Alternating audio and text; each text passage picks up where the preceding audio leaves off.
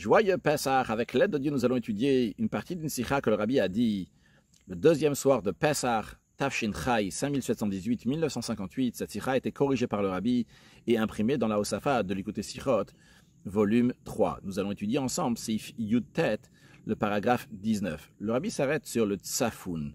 Rappelons qu'il y a tout un ordre dans le Seder, dans le soir de Pessah.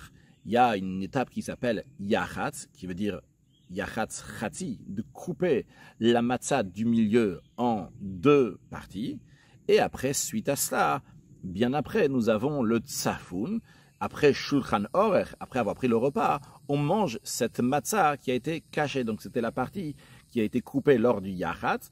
On la mange maintenant à la fin du repas. D'ailleurs, c'est en souvenir du sacrifice de Pessah qu'on mange ça à la fin du repas, de la même manière que le sacrifice de Pessah était mangé à la fin du repas. Donc le rabbi nous dit dans la sikha que le tsafoun, il est lié avec Yachatz, ce qui est tout à fait logique.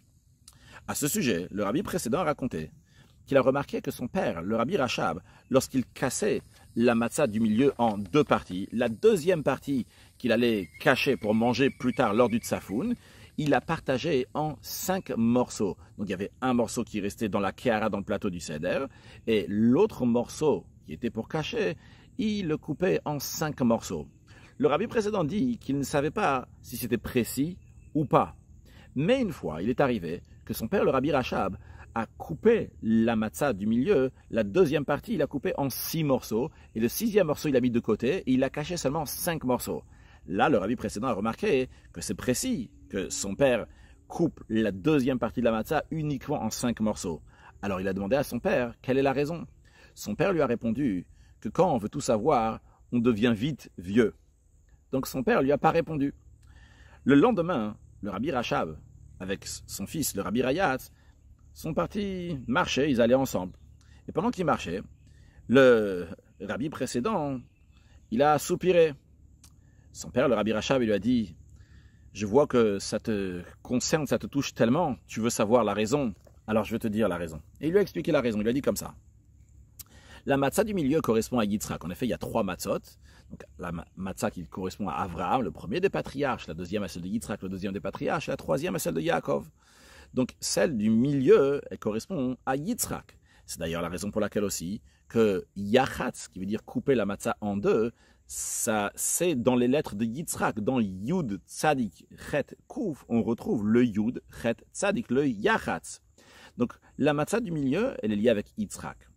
Le afikoman, donc c'est ce qu'on mange à la fin du repas, qui s'appelle de nos jours le afikoman, entre guillemets le dessert, donc cette matzah qui a été cachée qu'on mange à la fin du repas, c'est lié avec la bonté de Avraham, du premier des patriarches. Car en effet, afikoman veut dire afikuman, faites sortir de la nourriture. Donc c'est donner de la nourriture. Donc ça c'est la notion de Avraham, du chesed, de la bonté, de donner à tout le monde, de donner même aux Arabes qui sont complètement d'un autre plan, qui ne sont pas dans le même esprit qu'Avraham Avinu. Avraham, il donne à tout le monde. Ça c'est le chesed, c'est la bonté de Avraham. Yitzhak, lui, c'est l'élévation, d'aller du bas vers le haut. Eh bien, il faut amener le niveau de Yitzhak, qui est Aliyah, qui est une élévation, de partir du haut vers le bas, l'amener dans des kélim, l'amener dans des réceptacles. Juste pour expliquer un peu plus ce que le rabbi est en train de dire ici, on sait que Avraham représente la bonté. La bonté, c'est ce qui est appelé du haut vers le bas, comme par exemple de l'eau qui descend du haut vers le bas. La personne qui donne, c'est du haut vers le bas. Donc ça fait référence à une lumière divine qui vient du haut vers le bas. Quand il dit haut vers le bas, c'est-à-dire que ça va rentrer dans le bas, ça va se réceptionner dans le bas. En revanche, Yitzhak c'est la gvura, la rigueur, c'est plutôt comme du feu qui va du bas vers le haut, donc qui quitte l'endroit dans lequel il se trouve pour aller vers le haut. Donc ici, nous avons un paradoxe. D'un côté, nous avons Yitzhak qui va vers le haut, et d'un autre côté, nous avons Avraham qui va vers le bas. Eh bien, nous voulons que la qualité de Yitzhak, qui représente la aliyah d'aller du bas vers le haut, va venir dans des kélim, va se mettre dans des réceptacles, va venir dans ce monde-là, va pas quitter ce monde pour aller vers le haut. Et c'est la raison pour laquelle il y a besoin de casser la matzah du milieu, c'est-à-dire de casser la gvura, la rigueur de Yitzhak. Et quand on coupe cette matzah-là, eh bien on la coupe en 5 morceaux.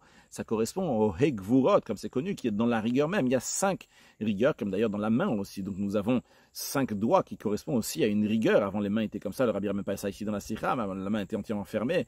Akadosh Baruch Hu a fait donc cette séparation-là, cette séparation qui représente une gvura. En tous les cas, ces 5 gvurot-là qu'il faut casser et les radoucir avec le chesed de Avraham, avec la bonté de Avraham. Donc il y a un lien ici entre le afikoman et cette yachatz. Le yachatz, ça représente la notion de yitzhak, de gvura, de rigueur. Et l'afikoman, ça représente la qualité de Avraham. Eh bien, on casse la rigueur de Yitzhak pour qu'elle puisse réceptionner cette bonté donc de Avraham et faire un mix des deux en même temps. Bien que naturellement, cette gvura, la rigueur de Yitzhak, voudrait aller vers le haut, eh bien, on la casse de manière qu'elle va venir dans des ustensiles, dans des réceptacles, qu'elle va pouvoir être consommée, s'imprégner chez nous ici-bas, dans ce monde matériel. Que Dieu fasse que très prochainement, on va voir la venue de Mashiach. Et là, on aura les qualités aussi bien de Avraham, aussi bien de Yitzhak, aussi bien le chesed, aussi bien la gvura, aussi bien la qualité du premier temple, aussi bien la qualité du deuxième temple, aussi bien la lumière divine qui vient de haut vers le bas, et aussi bien la lumière divine qui vient du bas vers le haut, aussi bien la qualité du tzaddik, aussi bien la qualité du Baal Tshuva. Toutes ces qualités ensemble qui vont se retrouver dans le Bet Hamikdash Ashlish et dans le troisième temple qui correspond à Yaakov, à Tiferet, qui prend toutes les qualités de tout le monde en même temps, car c'est le dévoilement de Hatzmut, de l'essence d'Akadosh Baruch Hu, qui va se dévoiler très prochainement avec la venue de Mashiach. Now, un joyeux Pesach.